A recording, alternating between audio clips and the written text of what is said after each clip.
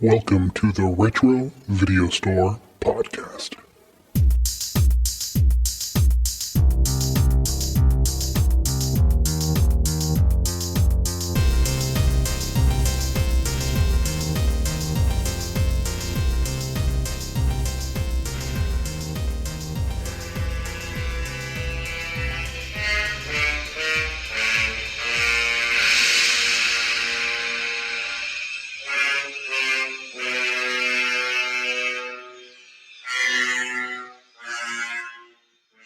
Yes. Welcome to the Retro Video Store. I'm your host, Eric. Hi, Eric. And that's my co-host, Neil. Hi, I'm the guy that just brought you the best fucking intro we've ever done. And who's here with us now? Dave. All right, David's here. It's a nice streak you have going on, Dave. And I'm not talking about your shorts. I'm talking about being I knew it. Yes, I knew it. There had to be an underwear joke in there somewhere.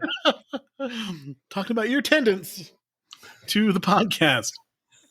So, man, juvenile. When we talk about what we watched, it'll reveal how juvenile I am. So, yeah.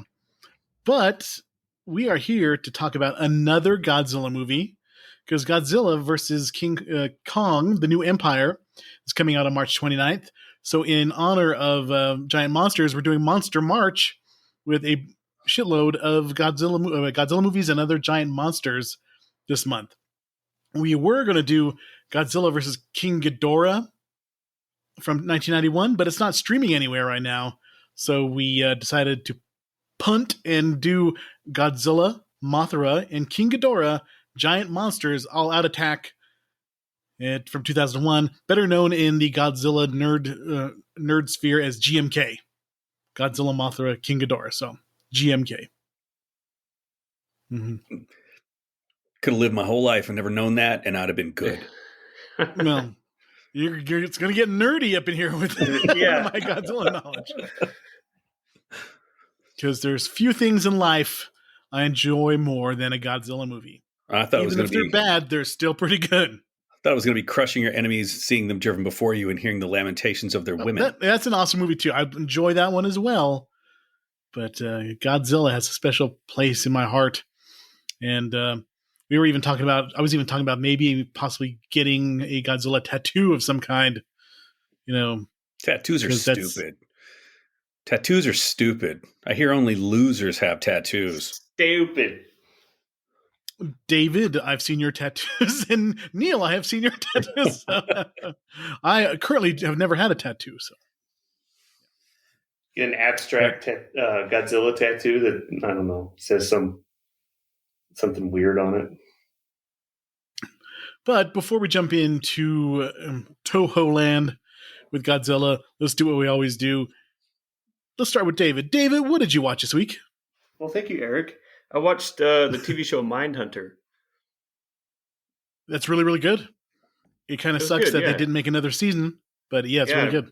I read into that Netflix didn't want to put the budget forward for David Fincher to make a third season, which it's got really good reviews. A lot of people watched it and wanted it. I mean, it would have made money. I don't understand what. Yeah, it's a really good show. That guy who plays Ed Kemper is scary as hell in that TV show. Yeah. He's very, kind of this serial killer who's super, super tall, intimidating, kind of comes across as kind, but he'll kill you at any moment if he had a chance. And he's pretty scary.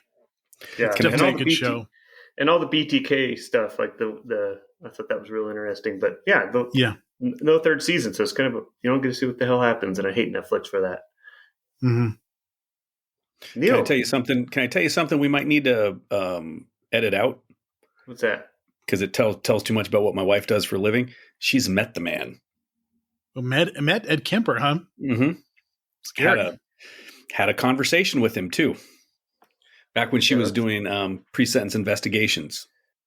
That is scary. She said he's really fucking intimidating. Yeah, her job's way cooler than yours. Oh, fuck yeah. Yeah, but then again, I can pretty much fuck off all day and just draw or make ceramics, and the kids will come up and And they're like, hey, Mr. Hamilton, hey, how do I do this? How do I do this? And I'll just say, oh, yeah, come on. You need to just, like more like that. But you got to try it first before I can help you. And then they wander off and their friends help them figure it out. And I can just draw whatever I want. It's great. Nice. Is that all you watch, David? That's it. That is 10 hours of TV, though. So yeah, plenty. I had this week off, and I kind of considered it my winter break. Since I didn't really get one. Yeah, since I didn't get one, so I sat around, ate some ice cream, and just kind of fiddled around the house, and then spread the 2 seasons throughout the week. Fiddled around the house. Fiddle fart. What were you fiddling with? The sound of one hand clapping. Yeah. Sadness, the sound of sadness. Neil, what did you watch this week? I spent the last week visiting my parents in Oklahoma. They are getting ready to move into sort of a senior community because my dad's real sick. He's not taking treatments anymore for a terminal condition, and my mom got like metal rods on both sides of her back, and they're like attached into her hips, and she can't get around really well. So I went out to kind of help get that process kickstarted and let him hang out with the boy a little bit. My mom is super obsessed with like Korean dramas and Korean movies. So really? I would sit with her, just to sit with her, and would occasionally mom would like, oh my God, can you look at the way that now his character right here, he's the king, but he does not know that fella right there is just trying to stab him in the back. Like, oh, okay. So I spent the whole week pretending that I was enjoying these shows that I have no idea what I watched until I got back, caught up on some sleep, and watched a few episodes of Ted Lasso, which I actually kind of enjoy. I hear it's really funny. What I've seen of it so far, I've watched a few episodes with Sammy, pretty damn funny, but I spent pretty much the whole week listening to, wait, dude, you've met my mom. Mm-hmm. Very passive aggressive little Southern lady, like taking like minor jabs at me the whole time she's watching the show, and then looking over at her like, hey, did you still want to keep watching? And then she's leaning back snoring. So then I turn the TV off, and I'm like 3 steps out, and then I hear the snoring stop, and say, now, why did you turn my TV off? Why are you, you do not get to control what I do. No, I'm not trying to do that, Mom. Sorry. It was, that was my week. Eating foods that I would never choose to eat. It was great. It was awesome. Did you eat a lot of fried stuff? Oh my God, did I eat a lot of fried stuff, dude? I ate so much fried stuff. Everything. Because now that my dad's not so concerned, he's just like, you know what? If that's what I want to eat, that's what I'm going to eat. Mm-hmm. So that's what we did. Look at her over here. Right? They'll fry the whole hamburger for you. Why are we doing this? And then giving my son money every time they thought my back was turned. These are not. I'm sure he didn't mind. No, these are not the people I grew up with. Not the people I grew up with at all. So that was oh my God, completely different. Oh yeah. When I asked my son, I'm like, dude, how much money have they given you? He goes, I don't know, a lot. I'm like, what do you mean by a lot? And he makes a gesture with his thumb and his forefinger. He goes, about this much. I'm like, dude, we can't take all that. Like, we don't know. And he's like, no, it's okay. I've been hiding it back inside her purse and back inside Grandpa's wallet. He keeps giving me the same. That's a good kid. He keeps giving me the same money over and over again. And then he laid like $300 on him as we were leaving. And then Joe's looking at me, and I'm like, just hang on to it. You'll find something to spend it on. Don't worry about it. Mm-hmm. But it was very interesting. We could do, you know what? I could have the kind of show that Dave has had a couple times. I could totally unpack some baggage about that trip. I could relate it all back. I'll relate it all back to Godzilla. Yes. Yeah. Okay. Tell us about your mother. I mean, Mothra. Sorry. that was the worst Freudian slip ever. So I'm going to ask this question, but I'm sure all 4 of our listeners know exactly what the answer is going to be without us saying anything about it. But hey, Eric, what did you watch this week? I watched a lot, actually. It's kind of weird where I watched this movie, of course, twice, and I made notes. And then I probably watched like 6 hours of Godzilla documentaries on YouTube. And then, yeah, I watched a documentary on Brian De Palma, like 2 hours long documentary on HBO or on Max. It was pretty good. Touched on Brian De Palma, we had way more flops than he's had hits when you think about it. Interesting guy, kind of an abrasive guy, and he was talking shit about all sorts of actors and things like that who he worked with, and he was not afraid to speak his mind, and yeah, it was really good. Then I watched Ted 2 today. I came home and I was like half asleep, wanted to take a nap, and I watched all of Ted 2, which was actually pretty funny. I enjoyed it, which makes me want to watch the TV series on Peacock, which is out. There's a Ted TV series when he's young, the kid is young, his friend or whatever, the Mark Wahlberg character is young and they're in high school. And he's got the talking teddy bear. I've heard it's Thunder funny. Buddies. They're Thunder Buddies. Yeah. Just grab your Thunder Buddies and say these magic words. Dave, you left me hanging. Seth MacFarlane has a very particular kind of sense of humor, but sometimes it really hits with me and it makes me laugh my ass off. And other times I think it's kind of corny, but there were a few jokes in there that made me laugh quite a bit. I like when they go to the improv and yell out really bad suggestions. They're like in the crowd of this improv group, and he's like, somebody name a date, and he's all, September 11th. Just certain things that crack me up. And then I was watching Dodgeball before we started recording, which is a stupid movie that makes me laugh. And you know who it really makes laugh? Jamie loves that movie. She just laughs her ass off about people getting hit with wrenches, she, for some reason, it just really tickles her funny bone, and she was cracking up on it. So, yeah. We've seen genetics at work, honestly. But when it comes to Godzilla, I watched some stuff on the Pluto channel. I watched a little bit of Rodan. I watched a little bit of Godzilla and Monster Zero. And then I watched like a bunch of just making of movies and critical analysis of the Showa era of Godzilla movies. So, yeah, I thought you were going to talk critical analysis of this film. Like that's too deep of a dive, my man. Well, there's really not that much analysis because there's really not much. This movie is part of the Millennium Godzilla series, and it started with Godzilla 2000, Godzilla vs. Megaguirus, this movie GMK. Then there was against Mechagodzilla and Tokyo SOS, and finally Godzilla Final Wars. So it spanned from like 1999 to 2004, the Millennium era. And I really think that against Mechagodzilla and Tokyo SOS are the best two out of the series, out of this period.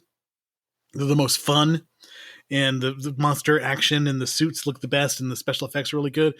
Godzilla Final Wars, which I think we should do someday, is just cheesy as hell. It's Godzilla just fighting dozens of monsters while some weird pseudo Matrix action goes on with Don Fry, the MMA fighter, is like the captain of this submarine that fights monsters, and there's these genetically enhanced fighters who like fight in the Matrix against aliens, and it's just super, super dumb, but it's fun. And we should do that probably. The next Godzilla movie we do should probably be that one because it's dumb. Okay. Perfect. Yeah, perfect. Do you want to hit us with the Internet Movie Database tagline there? Yes. Let me hit you with this. A reporter, notorious for working on pseudo-documentaries, must uncover the legend of the three guardian monsters who must rise to defend Japan from the vengeful spirits within Godzilla. Yes, Godzilla is actually the bad guy in this movie, and this is the first time where he's a true villain since Mothra versus Godzilla in 1964. There's always been a little bit of nuance, is he good, is he bad? This one he's like really, really the villain, and he doesn't look quite like himself. He looks more dinosaur-like. His neck's a little longer, his eyes are whited out, and he looks just a little more mean in this movie than the other ones. He had posture issues. He had a definite hunch in his back. He did have a hunch in his back, definitely. Yeah, made you feel like, hey, did other monsters make fun of Godzilla when he was a kid? Made him self-conscious about his height? So he just tries to make himself look smaller. It's the worst thing ever. Yeah, that's why he's so pissed off at everybody in this movie. So, David, what did you think of it? I liked it. It was kind of weird. Well, yeah, it was weird. Didn't quite understand why Godzilla was so pissed, and then all the other monsters. But one thing I thought was like Godzilla's eyes. Yeah, he did look weird. He had a long neck in this one. I think you had said that earlier in the week in a text, and then. Well, I thought, yeah, he looked different in this one, but the biggest thing was like his eyes, like, and he didn't have any pupils or anything. His eyes just seemed like they were, like he was dead. Did you guys see that, or am I just? It was Cataract Godzilla.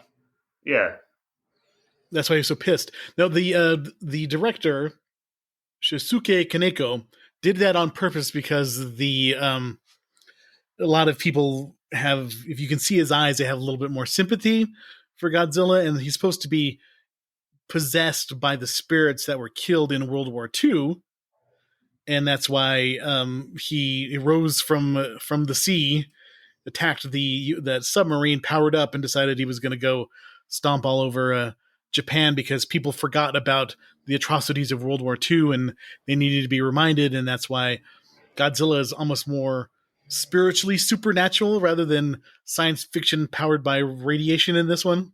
It's a little different take on Godzilla in this movie. really? So Shusuke Kaneko has very interesting directors. His filmography is kind of crazy. Just scroll over Koichiro Uno's Wet and Swinging, and you'll see a naked lady with a tennis racket. Is a Japanese Nikatsu's Roman porno series directed by Shusuke Kaneko, starring Natsuko Yamamoto and Arisha Hayashi. Yeah, so he started in softcore pornography. He did a bunch of those movies. Then he kind of started going a little more legit with Summer Vacation 1999, which actually came out in 1988. It was based on a manga called The Heart of Thomas. Then he did Hong Kong Paradise, My Soul is Slashed, which is a vampire movie from 1991. Graduation Journey, I Came from Japan. He did Necronomicon, which he did a segment called The Cold. And then 1995, he was in charge of the Gamera trilogy, which really, Gamera has always been seen as like second tier Godzilla, like the movies were not near as good, and it's true. But these three movies kind of turned people's image of Gamera around. He did Gamera Guardian of the Universe in 1995, Gamera 2 Attack of Legion in 96, and then Gamera 3 Revenge of Iris. And they're all damn good, and they all look really, really good. They have like half the budget of the normal Godzilla movies, but during that time period, Gamera had more street cred than Godzilla because those movies were way more gritty and kind of hard-hitting in those three movies. So we probably should do those eventually. But Gamera, those three are on Amazon Prime to watch. And there's another one called Gamera the Brave, which is kind of definitely a kid's movie where Gamera looks like a Pokemon with those big eyes, and he's like a little turtle at the beginning, and he keeps getting bigger and bigger. And it's a pretty good one. So Gamera was always kind of like the great value Godzilla, the Temu version of Godzilla, the Wish version of Godzilla. If you get the Temu Godzilla, you can afford to get like 10 or 12. Yeah, exactly. But this guy did a lot of other movies. He did the Japanese versions of the Death Note series, not the awful Netflix version. And he did God's Left Hand, Devil's Right Hand, and a bunch. So he's still directing today, but he really made his name with Gamera, and they liked what he did, and they got the approval to do this movie.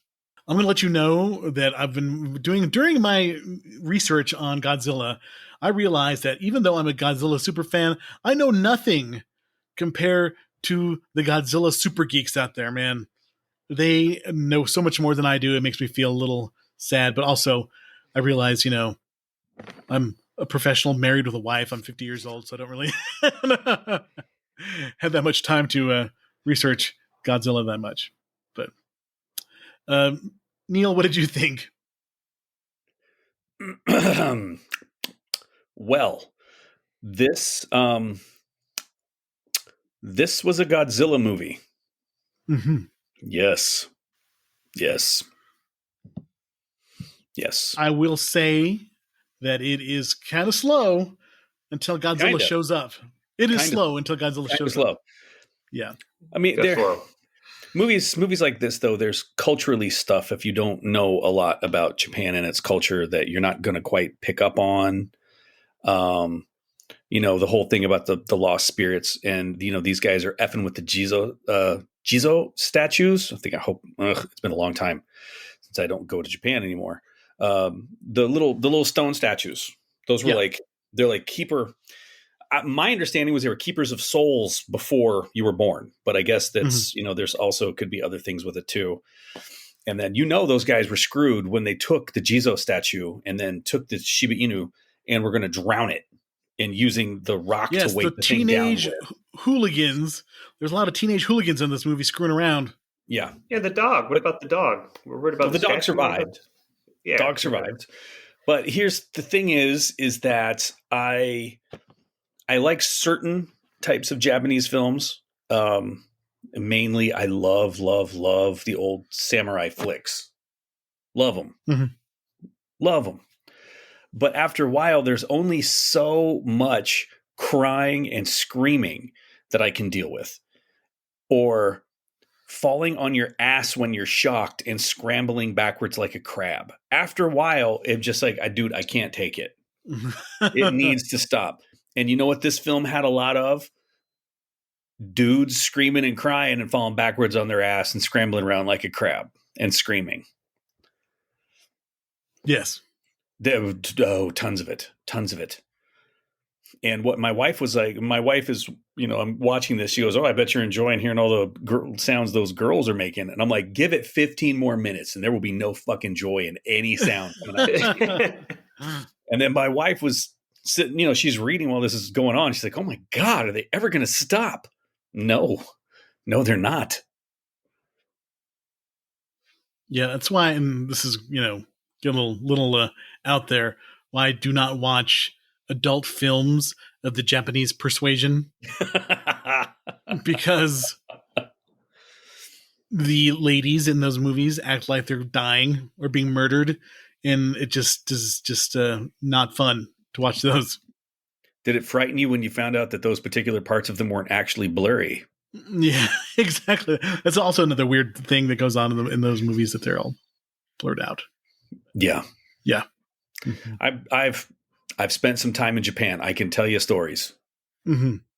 But yeah, none of them good. It's like when Vegas, when Dave starts talking about Vegas. Yeah, come on, man. It's been a while since I've been there. So this movie was released December 15th, 2001. Budget of $8 million. And the Japanese box office was $20 million, so it was reasonably successful. The two movies prior to this were not very successful. Godzilla 2000 and Godzilla vs. Megaguirus. They were kind of flops. That's the one where you've seen Godzilla with the purple spines, and he looks completely different. I never really enjoyed those. Godzilla vs. Megaguirus is awful. I don't even own it. It is so bad. Actually, I do own it because it's part of a double Blu-ray that I have, but I never watch it. So, wink, wink. Gotcha. Yeah, it's got David's got just the right amount of that screaming. You know what I'm saying? Yeah. Wink, wink, wink. So, Neil, when you read the critical response, it's going to be all very, very, very obscure reviewers. Yeah. Janet Maslin will not be in this. Pauline Kael is not going to do this. Damn. I don't know what we're going to do. Godzilla, Mothra, and King Ghidorah. Giant Monsters All-Out Attack received mostly international critical acclaim upon its release, because apparently that week there was fuck all at the theaters. On the review website, Rotten Tomatoes, 65% of 17 critics' reviews are positive, with an average rating of 5.8 out of 10. Hobby Japan editor Katsuhito Ito felt the film is the second greatest entry in the franchise after the original 1954 film. Okay. Oh, Eric's got an opinion. The people listening can't see the head movements, but Eric has opinions about this. Troy Gwynn of Eccentric Cinema gave the film a score of 8 out of 10, calling it one of the only 3 Godzilla films I would recommend to anyone beside giant monster movie fans or sci-fi buffs. The other 2 being the original Gojira and Mothra versus Godzilla. I find it really interesting that most people have already anglicized it to the original Godzilla, but he's flexing his geek and calling it Gojira. So I like that. Brian Bune, or we're going to call him from here on out, BB, of DVD Verdict. God, forget the powerhouse that these guys are. Gave it a positive review, calling it one of the most exciting entries in Godzilla's long cinematic history. Exciting, the man says.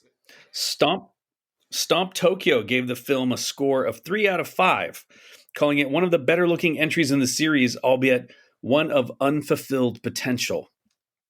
John Wallace of DVD Talk felt that the story is quite weak and somber, and that this new take on Godzilla doesn't really work. While Hema Tarlak of the Milwaukee Journal said that GMK is best when it embraces its unabashed cheesiness, but when it tries to make statements with meaning, whether on Japan's past aggressions or samurai ruminations on the duty of a warrior, the movie flounders like a giant lizard hogtied by power lines. She felt proud of that. She felt really proud of that. Film critic Leonard Maltin, here's a shock, gave it 3 out of 4 stars. One of only 3 Godzilla films to receive more than 2.5 stars, with the others being Godzilla 1954 and Godzilla 2000. The Boston Globe film critic Wesley Morris gave it 3 out of 4 stars, writing, "As absurd as its title, and by those standards, it's a hilarious success." Jamie Healy of the Radio Times rated it 3 out of 5, saying that as a result of the sheer power of Godzilla, this project comes slightly undone, as he's made into such an all-conquering badass as to be nigh on indestructible. Thank you.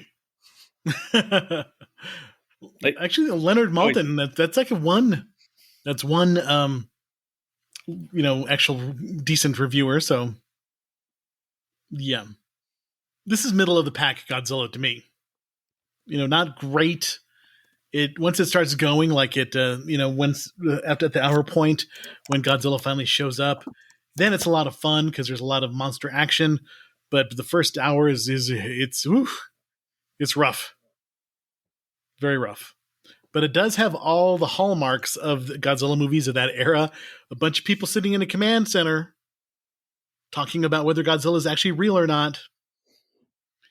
Intrepid reporters running around trying to find Godzilla. Earthquakes and people dying and getting their houses stomped and stuff like that. All the buildup. In Japanese, that type of cinema is called hidoi desu. Hidoi desu. And what does that mean? Boring. Yeah, it's kind of a slog for the first 45 minutes to an hour. You're just like, all right, let's see some Godzilla here. Let's do this. But I included a picture of the Toho Pictures logo. And no logo has brought me more joy over the years than this. When I see this logo, it's always just anticipation of something awesome. Sometimes it doesn't achieve it. Sometimes you're disappointed. But sometimes you watch a movie and it's just, this meets my standard. It's amazing. So I love the Toho Company logo. Just like the Shaw Brothers logo. Thank you. That was the one that was getting ready to come out of my head there. The Shaw Brothers logo, Golden Harvest logo, Daiei logo, all those those Japanese and Hong Kong logos. You're just like, all right, we're about to see some shit. Especially Shaw Brothers. You knew you were going to see some crazy stuff. And kind of before we talk about the movie, I was just thinking about what all this stuff means to me as far as all of the Kung Fu movies, all the Super Sentai programs, Ultraman and, Super Sentai, Kamen Rider, Godzilla, all that kind of stuff, how much that joy it brought me as a kid. It still brings me joy to this day. I still haven't seen Shin Ultraman yet. I know it's on Amazon Prime. and Shin Kamen Rider is on Amazon Prime too. So I got to watch those probably during this month since we're talking about giant monsters and stuff. You haven't watched Shin Ultraman? Nope, not yet. We're not friends anymore. But I'm excited to see them. But yeah, just all the stuff of like mostly Neil and I's age, and a certain bit David's age too, because he kind of falls into the same era of video store and in cheap cable and off channels and stuff like that. This stuff was amazing. You would sit around and watch like Soul Train or American Bandstand or, you know, some other kind of crap that was on.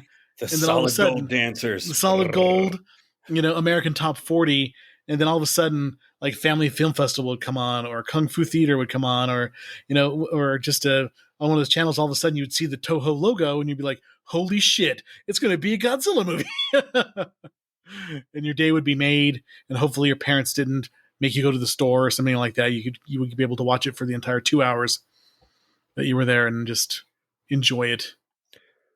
Can I point out that we're about a half hour into this and Dave has not said the word nerd once? I'm trying to be respectful, man. How long have you been in the family, Eric? How long have I known you? 31 years. Yeah, 31 years. I know how big of a Godzilla fan he is, and I know that he used to have Godzilla dolls on his desk at work, so I'm just letting it happen because I respect it. Yeah, I still have my 1977 Shogun Warrior Godzilla with the fist that launches off. I have truly jealous of that one. Yeah, truly jealous. I love that one. Yeah, this is. In fact, I was going to say, Neil, you got a 3D printer. We got to see if we can 3D print a Shogun Warrior. No problem. Yeah, hey, that's nerd shit. I will pay for you to print. I will buy the supplies. The supplies aren't that expensive. It's a matter of time. Yeah, but anyway, you can print out. I've seen somebody do a Mazinger 3D print of Mazinger Z. Who's typing? I would just. Oh, I'm looking right now. But David, what is your relationship with Godzilla? I know you've talked a little bit about how you would watch the tapes as a kid. Oh yeah, I'm a huge Godzilla fan. I think that's why I'm not calling it nerd. Now I don't know. I'm not the Godzilla expert that you are, Eric, but I do remember we had a babysitter, and she brought over a bunch of Godzilla tapes. But one of the earliest memories of Godzilla was Godzilla versus King Kong, and that was the old. We lived on this house. I don't know. I was probably like 4, and that's the one where at the beginning that shows Bambi eating. And then all of a sudden, the big Godzilla foot smashes Bambi. Yeah. Remember that? Yeah. But huge Godzilla fan. I remember Dad had a babysitter for us, and she used to bring over VHS tapes, and I think that was so Joe and I would watch Godzilla, and so she could go make out with her boyfriend. It happened to me. So, yeah. I didn't care. Like, what was her name? We'll say her name is like Sissy. Sissy, are you making macaroni and cheese in the kitchen? The stirring sound. Yeah, of course. Yeah. Put it on the old VHS in the living room, and Jonah would be fine after school. Those were after our latchkey days. After our latchkey days, we were just forced to watch VHS Godzilla so the babysitter could go have fun. Yeah, nice. Yeah, Neil, also, your relationship with Godzilla? Dude, started young. I think Dad had at that point was still in Oklahoma. It was like right after he got out of the military, and we were living outside Lawton, Oklahoma, because there's a base, Fort Sill there. And we would get into the back of the station wagon. Mom would put us in footy pajamas. So we were still wearing those. And we would back into the spot. We would have popped popcorn at the house. We'd have put it in a trash bag. We would get like a liter of cola that she would get ice in an old styrofoam chest, and we'd get cups. And we would prop ourselves up on pillows. Mom would back that thing in, and we would sit there and we would watch samurai movies. And then after that would be a Godzilla movie. Yeah. So I've been watching these movies ever since I was little. And I'll admit, man, if there's a Godzilla movie on, I'll stop. Got to make sure it's a dude in a rubber suit. I mean, I love special effects, but I love the hell out of those models that they would build and watching them stomp those things. That was absolutely fantastic. And I always wanted to know, like, man, how do those guys make those little tiny explosions with all that? That would be really cool. I still make stop motion. I still get bored and I still make stop motion videos with my phone. Sit there and scroll through them real fast so I can watch my pencil move. It's been there ever since my childhood. Yeah. Eiji, or how do you say Eiji in Japanese? Eiji. Eiji Tsuburaya was the originator of, they call him the father of tokusatsu, which is special effects, basically, or special effects movies in Japan. And he was the one who came up with the suitmation, miniatures, all the little pyrotechnics and stuff like that. And he broke off from Toho and did his like Tsuburaya Productions, where he did Ultraman. But he was the guy who was basically the guy who pioneered all those special effects in these Godzilla movies. And he worked on 250 films, and he was just totally famous for this kind of stuff. And they would not be as special without him. The master of monsters, as they call him. But yeah, he was pretty awesome. And obviously he was a child who survived World War II, but he was in the film industry, and just some of his stuff is just amazing. And I love like man in suit action. You can't get any better than that. And he did amazing. Let's talk about the movie a little bit. I know the first 45 minutes, you got exposition. This movie forgoes any of the stuff that happened between the original movie and this movie. So it kind of is like the Halloween 2018 of its time, where everything all that stuff is forgotten. So there was the original Godzilla that came out in 1954 and terrorized everybody, and has not shown up since then. They do make a sly inference to the American Godzilla, saying something resembling Godzilla attacked United States, and that was kind of like a nod to that. And this Godzilla is like the second Godzilla, but it's not powered by radiation. It's powered by the souls of the dead in World War II. And we see 3 guardian monsters. The first one is Baragon. Poor, useless Baragon. He's kind of like a dog. He's kind of, but with a horn, and he burrows underground. He's kind of a little useless. The other guardian monster is Mothra, who's awesome in this, and Ghidorah. And Ghidorah looks kind of cheesy until he becomes King Ghidorah. He's kind of not really a good version of himself. He's just got the 3 heads and just kind of like a torso, but no wings. So as Godzilla is stomping all over Japan, Neil put in a link. You buy them, download the files, email those to me, and I'll print. It's like $10. Oh, damn. Dragoon Shogunware. The one that I want, Dragoon is the guy in the red. The one I want is the guy to his behind him to his left, Mazinger. But I wouldn't say no to a Dragoon either. Those are pretty awesome. Buy the files, send me the STLs, and I'll print them. The reason that Godzilla shows up is people have forgotten the price they paid and everything, and all the people who died in World War II. So that's why Godzilla comes up. And when he finally shows up, we talked about it. He's way more dinosaur looking. He's got the hunch in his back, longer neck, whited out eyes. He's still got the awesome atomic breath. He's just stomping all over, destroying hospitals indiscriminately, and poor crying girls in those hospitals, whipping them with his tail. Dudes that can't even just take a pee in the middle of the night. Yeah, there are a handful of dudes peeing that got beat, right? Yes, that's true. By that tail.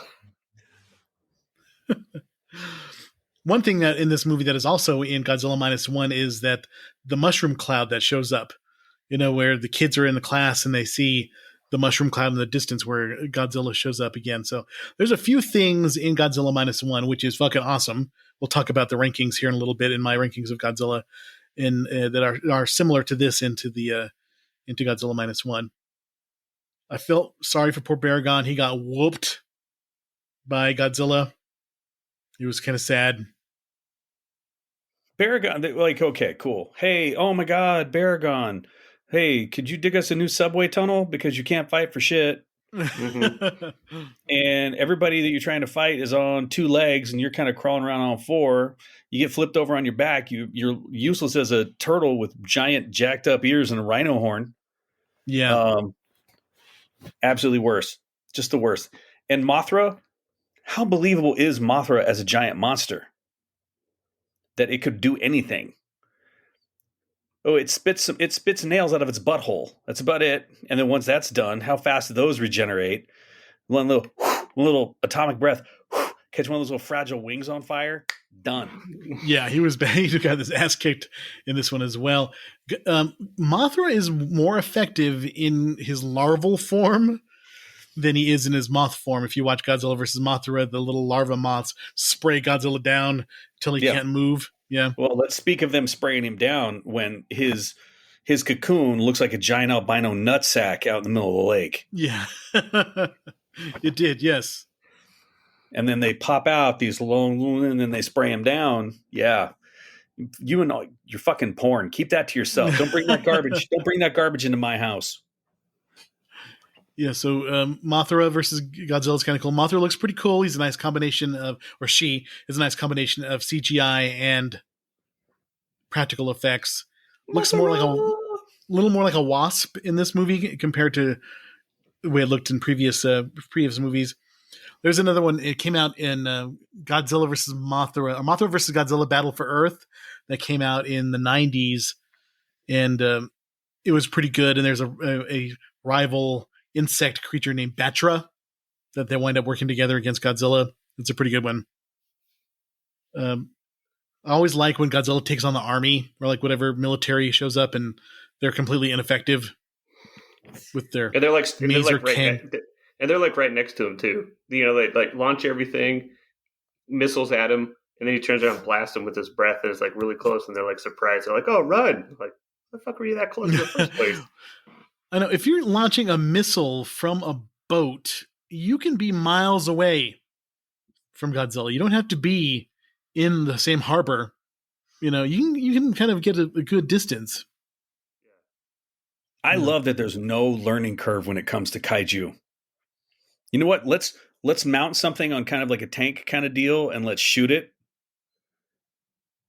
and then get it stomped on. Mm-hmm. I love it. All right, I just looked up Batra because I'd never seen Batra, and I've been finding toys. Batra's kind of sick looking. Yeah, pretty cool.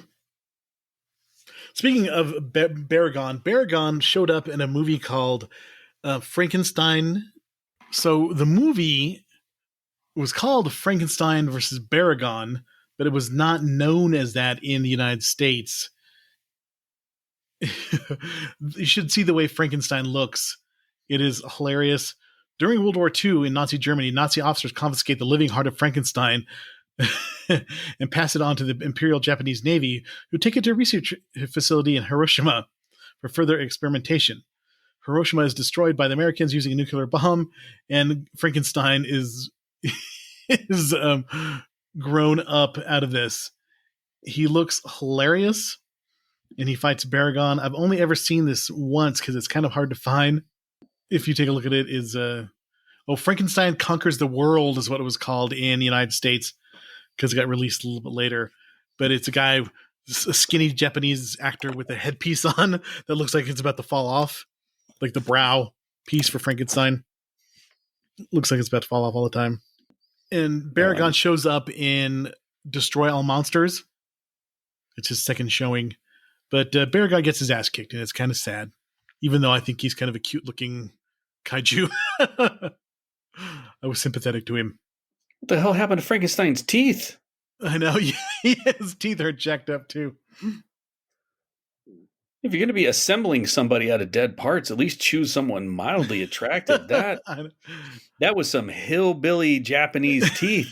Yeah, he looks pretty bad. There was a pseudo sequel to The Frankenstein Conquers the World called The War of the Gargantuas, where there was 2 creatures that were similar. One was green and one was brown. The brown was the friendly one and the green was the evil one. Have you ever seen that one? War of the Gargantuas? It's like one of the more famous non-Godzilla kaiju movies of that era. You're looking at me like, no, I have not. I said I'll watch them. I didn't say I'd go out of my way to find them. War of the Gargantuas, pretty good. Go check it out. Okay then. So Godzilla quickly disposes of all the three guardian monsters, and they form into King Ghidorah, which is pretty cool. But you're gonna glance right over the butt nails. Yes, the tail Mothra has like nails or stingers that shoot out of his butt. Butt nails. Pretty ineffective. I did like the way the underwater scenes looked, like when Godzilla's swimming around. I think it's always cool when he's swimming around in those kind of CG shots. I love that they're always, it seems like they're always taking a dig at government when it's Godzilla's glowing freaking spine, and it's like, yeah, we're gonna wait. We don't know if that's Godzilla. The Prime Minister doesn't think it's Godzilla. We're gonna wait on that one. We're gonna hold off on that. We're not sure. Was that really Godzilla? Was it though? Mm-hmm. Yeah, there's so many terrible plans that they come up with all through the movies. The maser guns, a electrical field, the oxygen destroyer in the original one. And then, of course, you've got like the Super X and Super X2 and Godzilla, Return of Godzilla and Godzilla versus Biollante. Then you've got Mothra and Godzilla versus Space Godzilla and Mecha Godzilla in the other ones. Man, I'm a freaking nerd.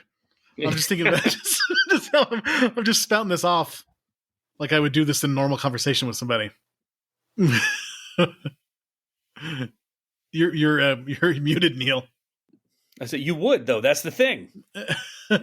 In normal conversation. Let me tell you about Godzilla. Are you here?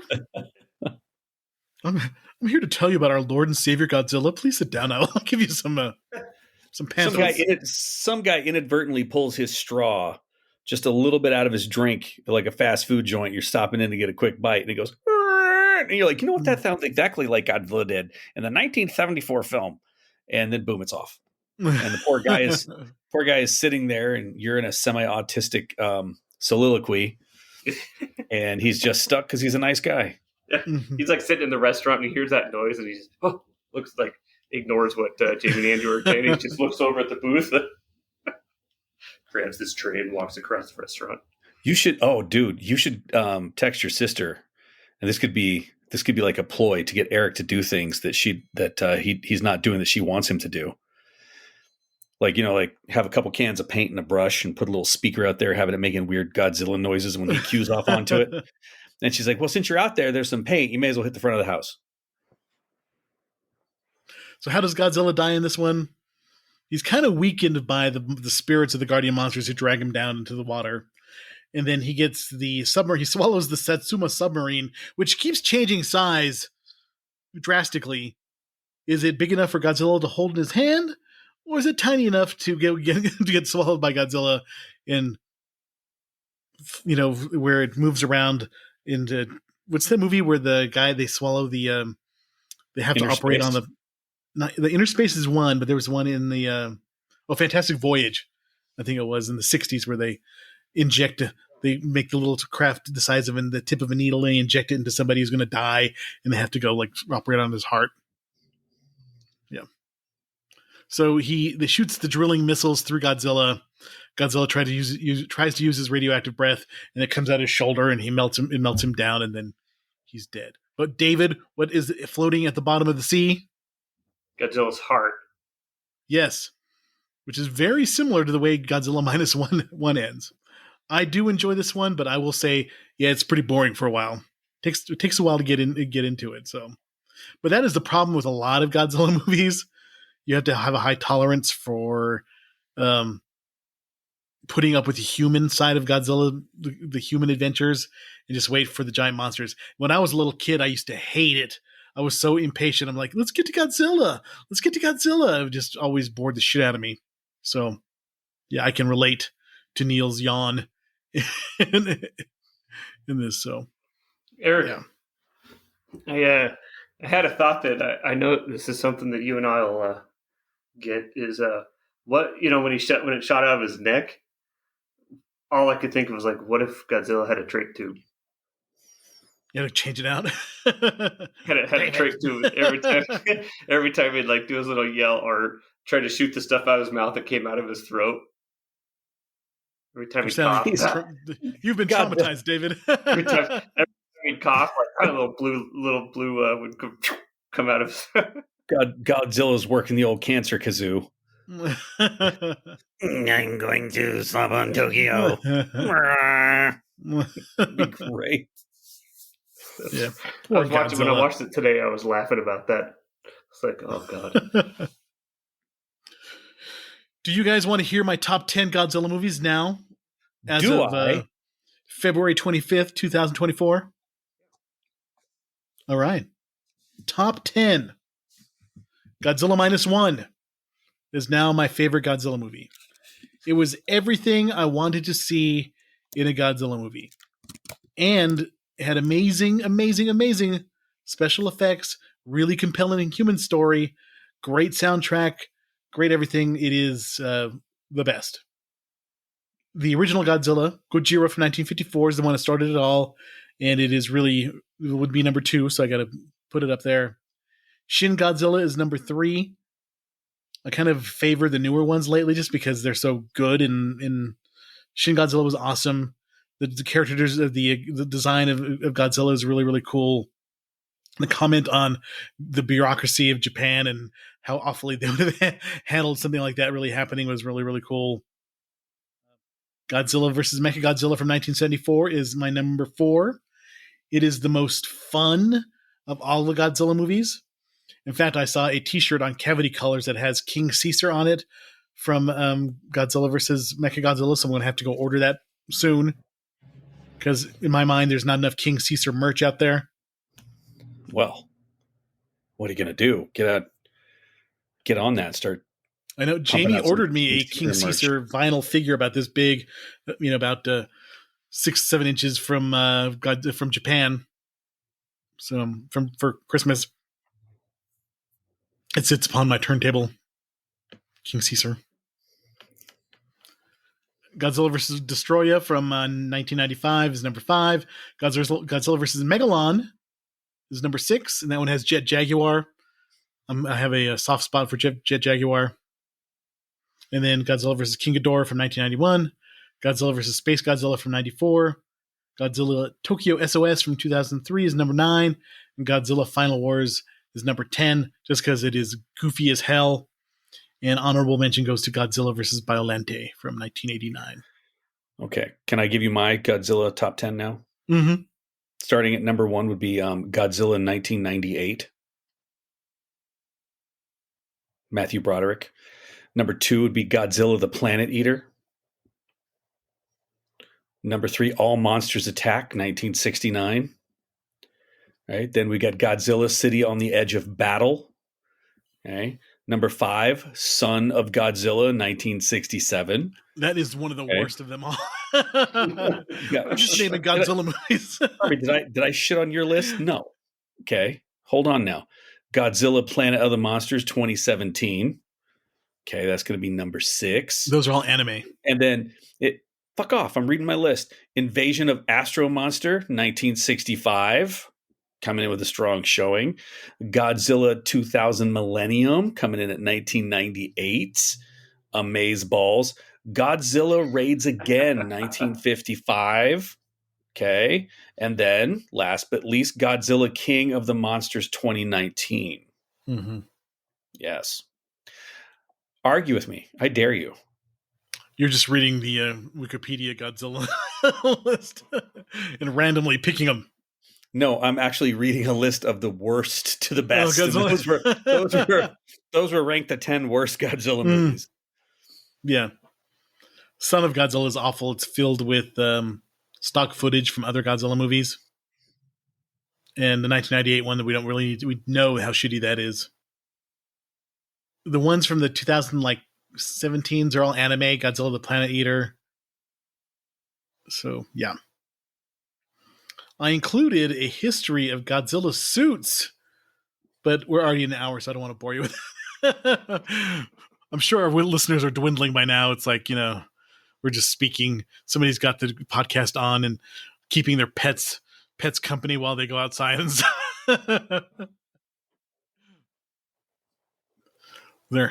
Their elderly grandma is sitting in a room, and they just decided to put some noise on, and she's sitting there while our podcast is playing. Here, listen to these lunatics talk. Praying for sweet, sweet release at that point. She's like, honey, who are these nerds? Yeah. Some poor guy trying to learn English, listening to me babble on. If you're still here, though, thank you. We appreciate it. In the words of the people of Oklahoma that I have just left, bless your hearts. Bless your hearts. Yes, bless your hearts for listening to me talk about Godzilla. It truly is one of my passions. One of the reasons that I wanted to do this podcast is to talk about Godzilla and Italian horror movies as well. It just sounds sad when you say it out loud. I know. It's like, hey, I wanted a reason to talk with one of my buddies and my brother-in-law. I wanted a reason to just find a way to just talk with them just for at least an hour a week. Yeah, that too, obviously. Just to that maintain goes without saying. I shouldn't have to say that. That's the number one reason. No, you should have to say it after that shit you just pulled out. Yeah. How many Godzilla movies have we covered in this podcast? I think about 4 or 5, because we did Godzilla versus Mechagodzilla, Godzilla versus Megalon, Godzilla versus Destroya. We did this one, so maybe I think about 5 Godzilla movies so far. Not enough. How many do we have left to cover? Oh, like 31.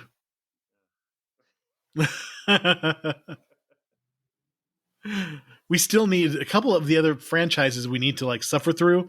We still need to suffer through some more Halloween. During Halloween time, we've got to do the Halloween Resurrection with Busta Rhymes. We got to do the Rob Zombie Halloweens. We got to do Nightmare on Elm Street Part 5, The Dream Child, and 6. So there's a lot. What would a Cenobite say? Our suffering will be legendary even in hell.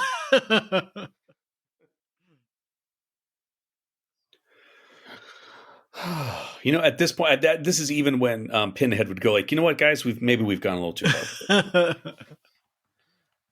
Wait till remake month, man. Holy There's crap. going to be some shit in June, yeah. Just you wait and see.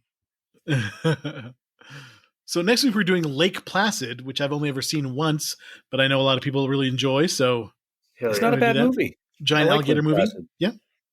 So we'll check that out. I'm excited. Then Eight-Legged Freaks, which is one of my favorite kind of giant spider movies. It's really fun. And Deep Blue Sea, Giant Shark, and Tremors. But those graboids coming at us. So Tremors, so good. So a lot more monsters coming up.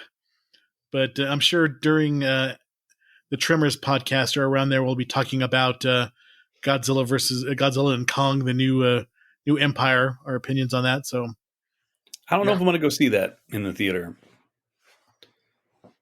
I will, just because it's Godzilla. I have the look of pain on your face when I said that too. I'm like, I don't think I'm going to go see it. It's just a pause. You're trying to put single tear rolls down my face. Neil, what are you doing? That would be a good tattoo, actually. Since we were talking about tattoos, you just get like one little single tear right there and have a silhouette of Godzilla put in that. Yeah, just put that right there. I am going to go see Dune 2 this weekend, though. I already got my tickets. Definitely. If we don't see it this weekend, we'll definitely see it within the first 2 weeks. I got to score one of those popcorn buckets. That's all I know. The worm fleshlight popcorn bucket. Yep. Shai Hulud, the maker. I need that popcorn bucket. I got my son to watch the first movie on the flights out, and he really enjoyed it. I was impressed. Cool. Yeah, we're looking forward to it. So I hear it's really good. It's getting really good reviews. So yeah.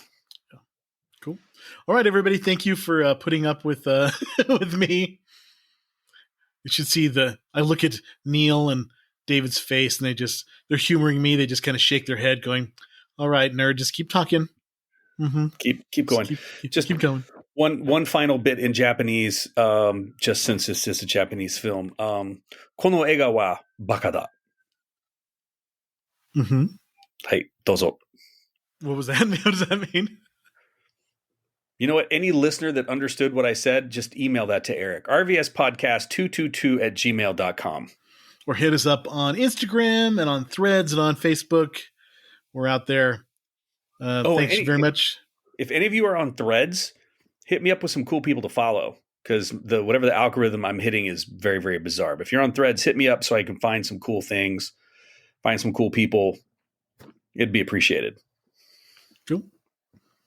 All right. Have a good week, everybody. Take care. Goodbye. Thank you for listening to the Retro Video Store Podcast.